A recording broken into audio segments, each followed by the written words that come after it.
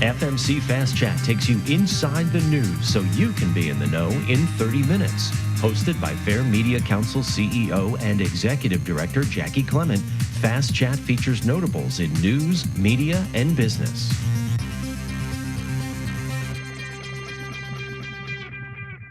Hi, everyone. Welcome to Fast Chat. I'm Jaci Clement. If you're new to Fast Chat, just a quick reminder that if you have any questions, remember to use the Q&A box, which is at the bottom of your screen. With us today is Dan Shelley, Executive Director of the Radio, Television, Digital News Association and Foundation. Much of his time today is now devoted to fighting for press freedoms, and that's why we've invited Dan to chat with us today. So let's bring on Dan. And we're going to start out just easing them into Fast Chat here. Hi, Dan.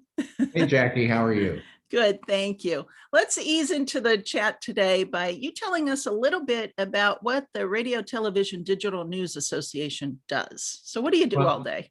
Sure, and thank you for having me on. It's great to see you again. RTDNA was founded in 1946, and we are the world's largest professional association devoted exclusively to broadcast and digital journalists. We do that in three main ways. One is by recognizing outstanding responsible journalism. We are the Murrow's people and administer the Edward R. Murrow Awards. The second is by providing professional development and training to journalists at all levels of their careers, from students to senior executive. And the third, and this is the area where I spend much of my time these days, is on protecting the First Amendment and defending against all attacks on the First Amendment and its guarantee of freedom of the press and the press's obligation, constitutionally enshrined obligation, to serve their communities by seeking and reporting the truth. Okay, so it's twofold. We've got the ability for journalists to do their jobs, but also the reason why they do their job is to keep the public informed and their right to know. Exactly. And, you know, journalists do play a critical role in society in that they shine a light on problems in their communities that otherwise may have gone unnoticed. And when they do so, the stories that expose those problems often serve as catalysts for positive change. Oh, yeah, we see that a lot, actually. And it's great, even though in this day and age where everyone complains that, you know, the news media has a broken business model, they're doing much more with less, there are fewer reporters out on the street, there's still a lot of amazing journalism happening out there. Well, I take slight issue with the fact there are fewer journalists on the street. Obviously, the print industry has gone through some serious economic challenges, even pre-COVID, but exacerbated by the year of COVID of 2020. Local broadcast news has really flourished despite COVID. I mean, the industry had to completely reinvent itself, obviously, because of the pandemic.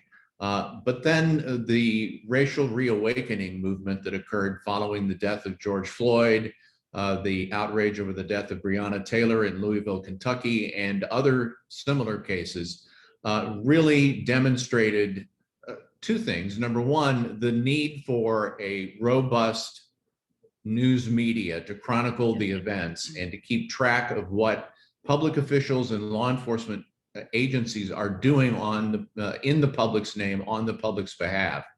And secondly, to shine a light on this social debate that really reached critical mass. So 2020, while very challenging from a COVID perspective, has also once again shone a light on the importance of journalism in American society.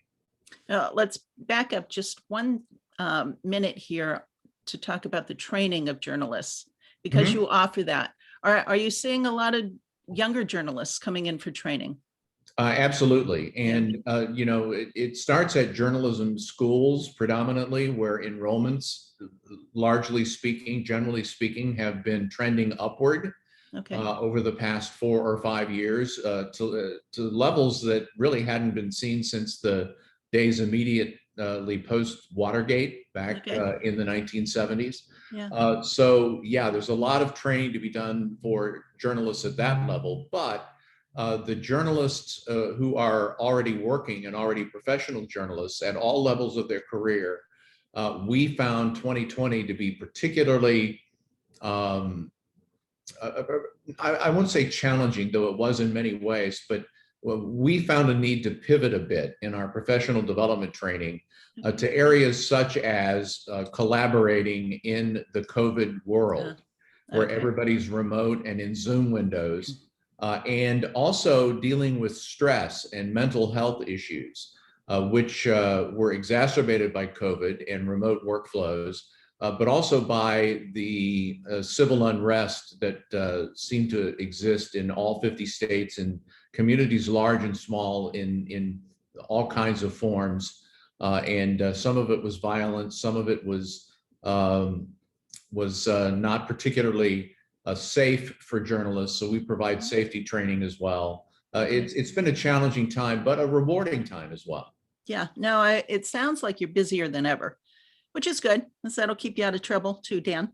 But I imagine, though, you do a fair amount of traveling. Today, you're coming to us from Missouri State University.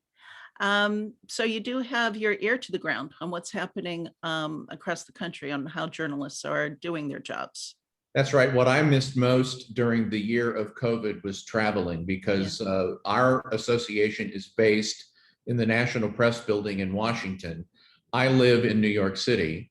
And in pre-COVID times, and now I'm finally getting back to some semblance of what pre-COVID times were like. I would spend about half of my time when I wasn't traveling back and forth between New York and Washington, traveling the country. I'm in the Midwest today. I often speak to university journalism programs. I speak to state broadcasters associations across the country, to regional journalism associations, particularly in the Midwest and on the West Coast, some on the East Coast as well. But I love to travel, and I love to put, pardon the cliche, but put my finger on the pulse of what's happening beyond the left coast and the East Coast. As it were. You mean there's more to the country than that? I love to be in flyover country. I love it out here. And what kind of questions do the students there have for you? You know, it's interesting. I've spoken to a number of classes this week at the journalism program here, and they're very, very astute and adept questions about media ownership and media consolidation, and the news deserts, as some call them, in the newspaper industry, and the large swaths of America that are underserved by print journalism, and the role of broadcast and digital journalism in trying to fill those voids with more hyper-local journalism and information. That's become very, very important. Yeah, no, it is. And it's actually great that technology allows us to be able to bridge that gap finally. But now let's delve into the main issue at hand here, which is, you know, it's early May, so world press freedoms are always topical right now. What is it that's going on in the United States that leads you to have to fight for press freedoms in this day and age? Well, Monday, May 3rd was World Press Freedom Day. It was first designated by the United Nations a few decades ago. One of the most gratifying things that occurred on World Press Freedom Day this year was that the President of the United States issued a statement in full support of press freedom and the First Amendment and the role of journalists in a democratic society. Well, that's a bit of a change. That's a significant change, a huge change. We're also expecting, and you know, I mentioned that I spend a lot of my time working on press freedom issues these days, most of my time. And I've been working for months with members of Congress on Capitol Hill and their key staff members to push for legislation that would make it somewhat easier for journalists to do their jobs. Not because journalists deserve special treatment. I'm not suggesting that in any way, shape, or form. But because the role of journalists in society is so critical. Jaci can't show up at every town council meeting. Jaci doesn't want to be in the middle of a protest to see what is going on and how the police are performing their duties. That's the role of journalists, and it's a role that we take very seriously, and that we're very eager to be able to serve the public by fulfilling. But it's become increasingly challenging over the last few years in particular. In 2017, for the first time in its history, the Committee to Protect Journalists, which is the international watchdog for journalism safety issues, partnered with us and about 24 other press freedom organizations in starting to track attacks, assaults, arrests targeting journalists in the United States, something traditionally they had only done overseas in other countries. So that tells you how the mood has changed and how the paradigm has shifted. So in working with key congressional aides and key members of Congress in Washington, they're on the precipice of introducing sometime this month, we expect, 2 pieces of legislation. Okay. One is a reintroduction of the Journalist Protection Act. And the Journalist Protection Act was first introduced in 2017. It went nowhere in the Senate. Now it's about to be reintroduced. And what the Journalist Protection Act would do very quickly is it would make it a federal crime to assault and or cause bodily harm to a journalist while that journalist was performing his or her duties. Okay. What is it now? Is there any rule in place at all? Well, it depends state by state and jurisdiction by jurisdiction within each state. Okay. Essentially, what the Journalist Protection Act would do, it would give federal prosecutors the ability to prosecute people who physically attacked and harmed journalists if local prosecutors decline to do so.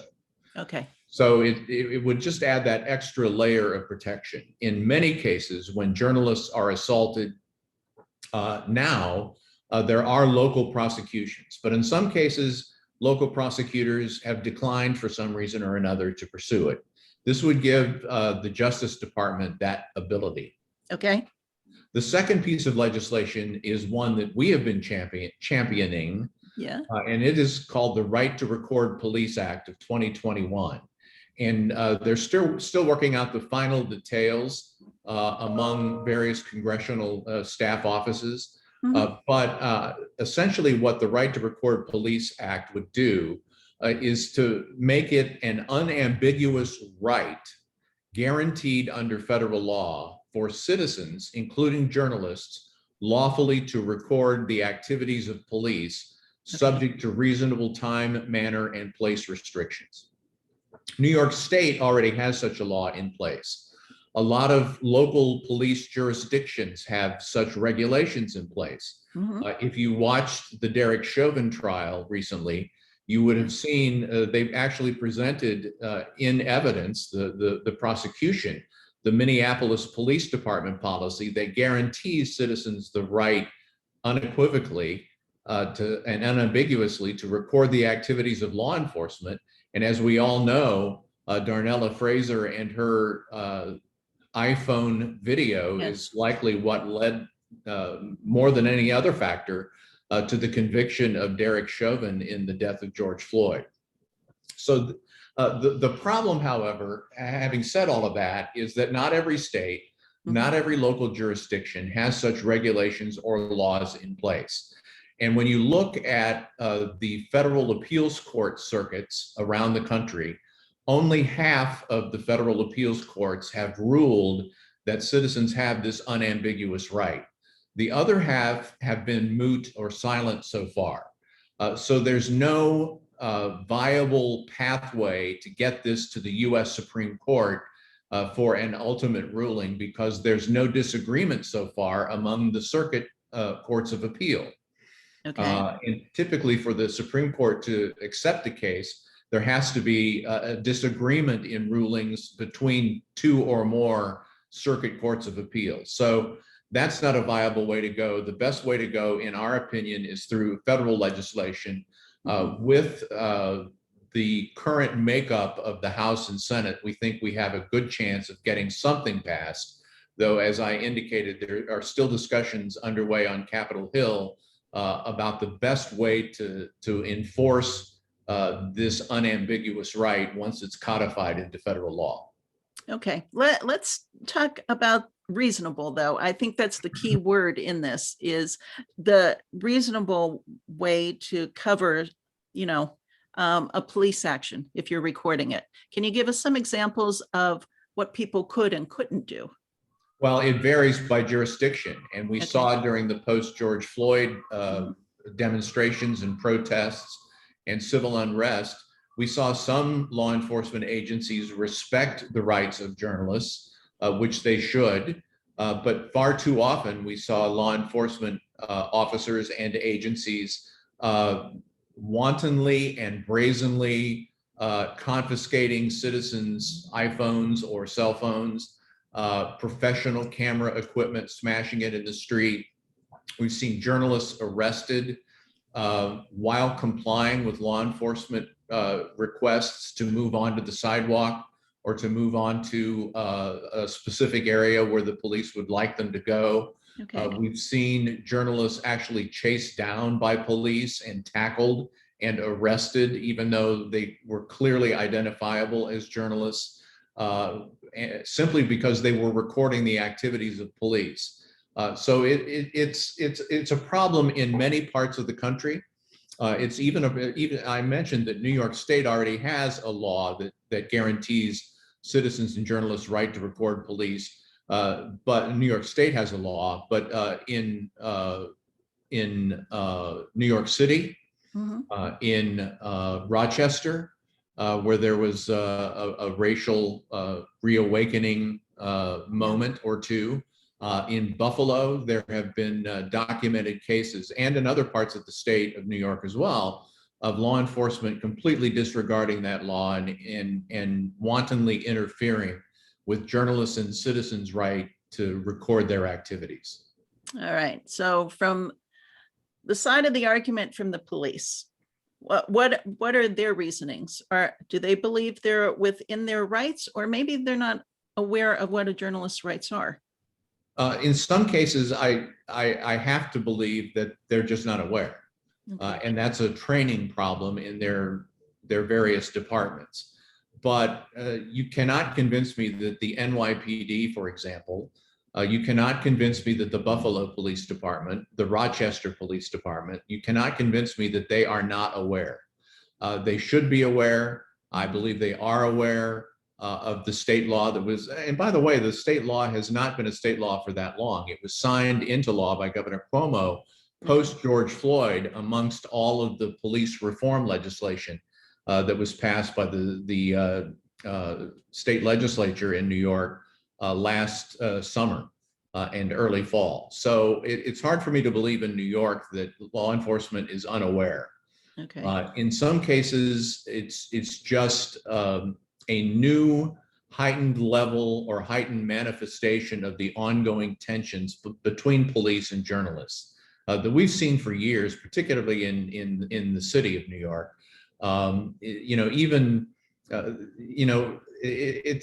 It's nothing new that the NYPD has not been the kindest to journalists by and large.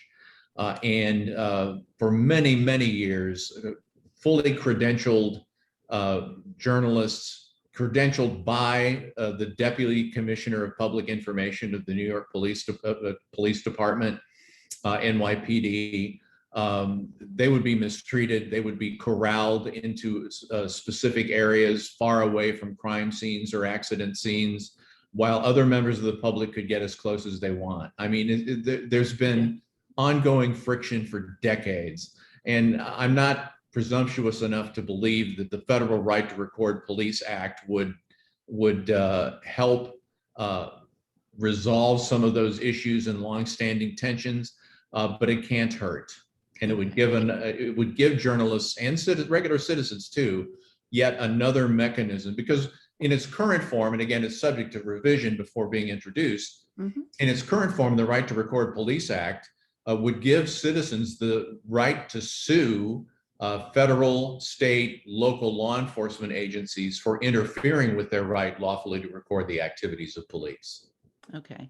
Are you finding that the issues that are popping up surrounding this have been exasperated by social media? Maybe. Yeah. I think, RTDNA at its core is a First Amendment organization, and we believe every citizen has the right to gather information and to exercise their First Amendment rights of freedom of not just the press, but freedom of expression and freedom of speech. There are restrictions to every freedom, as we know. You can't yell fire in a crowded theater, et cetera, et cetera. But I think social media, while it has been so good at connecting people, it also has a dark, soft underbelly that causes a lot of social harm in some cases. And in many countries around the world, countries I've been to, such as Russia and India, social media has played a very, very negative role in spreading, in helping to spread disinformation, which is the knowing spread of inaccurate information, and misinformation, which is the unwitting spread of false information. And in other countries, that's led to rioting and deaths, and it's just horrible. We've not quite reached that level yet in the United States, but while everyone has a right to say what they want to say, things that appear on social media should be taken with a very large grain of salt. Okay, that's good advice.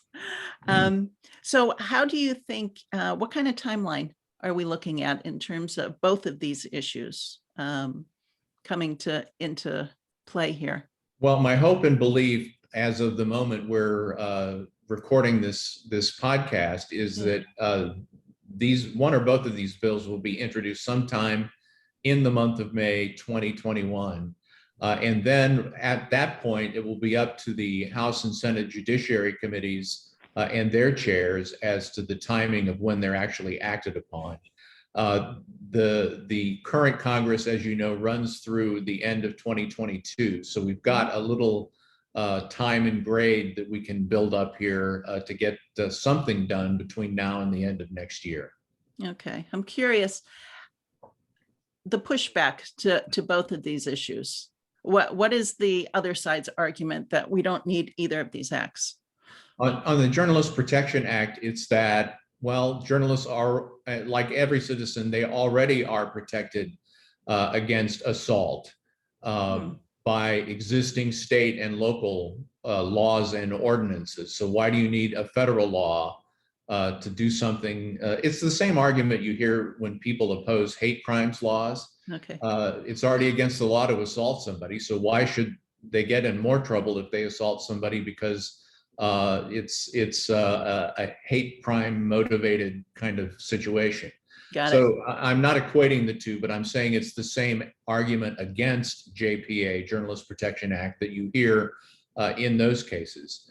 On the Right to Record Police Act, it's a little more complicated because there is not much appetite on Capitol Hill right now to provide incentives to police departments in the form of additional federal funding. The original draft of the Right to Record Police Act would have rewarded state and local police agencies for complying with the law by giving them a small percentage in additional federal funding each year. The reality that we've run into is there's very little, if any, appetite on Capitol Hill to give police agencies more money at this particular moment when the post George Floyd era and the racial reawakening conversations are going on. So that's what's being worked on right now. Not to get too inside baseball about it, but the staffs in the Senate and the House are both working to try to find, all right, what incentive can we give to local law enforcement? We've got the stick in the form of the right to sue anyone who anyone whose right to record police is violated. we need a carrot as well, particularly for local and state law enforcement. What will that carrot look like? I guess is the best way to put it. That's where the conversations are at this moment. Okay. So if you're successful with both of these acts, what's next then? What's the next step in this equation? Well, there will always be some level of threat to a lot of people historically have said the public's right to know. And I agree with that 100%. But I like to say it's the public's need to know that has always been under assault in some form or another, and has always been threatened in some form or another. It's become very popular. By popular, I mean widespread, not necessarily popular like, yay, I love that idea. Among local officials all across the country who felt empowered and emboldened by the previous administration in Washington to be resistant to the news media and to press inquiries for things that had historically been routine, like routine public records requests, routine access to public meetings, state open records. Some states call them sunshine laws. And we are seeing more and more restrictions in states across the country to access to public records, access to public meetings. And it's becoming more difficult in many places around the country for journalists and the citizens they serve to get access to that publicly funded, publicly owned information that often is critical for the public to know so that the public can make decisions that will improve their communities. Now, how do you stay on top of all this? Do you rely on the journalists that are members of your organization? We rely on journalists that are members of our organization. We frequently partner with other press freedom groups who may become aware of a situation in a particular location around the country that we haven't become aware of, or we're often alerted to these situations that we make our partner press freedom groups aware of. And we work very much in concert with each other when it makes sense for all of us. For example, in the last week of April, I signed on to a letter on behalf of RTDNA with more than 100 other press freedom and other groups, a letter to Attorney General Merrick Garland, urging him to include treatment of the news media in the Justice Department's new reviews of the Minneapolis and Louisville police departments, which stemmed from the George Floyd and Breonna Taylor cases. Yeah. Okay. Good for you. That's amazing work when you think about it. And the collaboration of everyone coming together makes it so much more powerful. You know? Yeah, absolutely. And the same thing happened during the Obama administration, or something very similar. For all the criticism President Trump got into for fake news, enemy of the people, no one that we're aware of at the highest levels of the Trump administration ever ordered the arrest of a journalist. Yeah. There were federal law enforcement officers and agents that arrested journalists, but no one at the highest levels of the Justice Department or the White House that we're aware of ever ordered the arrest of journalists. The Obama administration at its highest levels did order the arrest of journalists. Yeah. In cases where journalists had gotten confidential leaks of classified information, journalists were threatened with jail. A few journalists were put into jail. So our association, in concert with many of our partner press freedom organizations, met with then Attorney General Eric Holder and got him to rewrite the Justice Department regulations so that federal law enforcement could go after journalists to try to find the source of leaked classified information only as a last result, and then only with the personal approval of the Attorney General. Okay. And despite when Jeff Sessions was appointed Attorney General by President Trump, one of the first things he said was he was going to review those Holder rules about going after the news media, but he never actually did. So those rules still exist, and we are going to hold Merrick Garland's feet to the Eric Holder fire, if you will. Okay. to make sure that those regulations remain in place and that journalists are pursued by federal law enforcement only as a last result, Okay. or last resort. Got it. Now, I've heard from plenty in the Washington press corps about just how tough the Obama era rules were. But yet little was said of it. So No, but because no one imagined at the time that the United States government would actively pursue journalists until they did. Mm. And when they did, we and other press freedom groups responded accordingly and were able to get calmer heads to prevail in the form of Eric Holder, President Obama's first Attorney General. And as I mentioned, the Trump administration never did change those rules, despite indicating that they wanted to. We're pleased so far, even though we're barely 100 days into the Biden administration. But I will tell you, the Biden administration is a lot tougher to cover than the Trump administration was, because it's much more disciplined in terms of message control. okay. And the White House correspondents I've spoken with, some of whom are members of our association, they, despite all of the perils of covering Trump, particularly at his rallies around the country, despite all the perils of covering Trump, his White House was, it would leak like a sieve, and you could get juicy scoops every day, to the point of exhaustion for a lot of journalists. Yeah. I mean, the lid was never on in the Trump administration, Right. because you get a tweet at 2 a.m, or you get a leak from a disgruntled administration aide about something that was going on or being contemplated. The Biden administration is extremely disciplined. Extremely disciplined. The Fair Media Council is a 501c3 nonprofit organization advocating for quality news and working to create a media-savvy society. For more information about the Fair Media Council and upcoming Fast Chat shows, check out fairmediacouncil.org.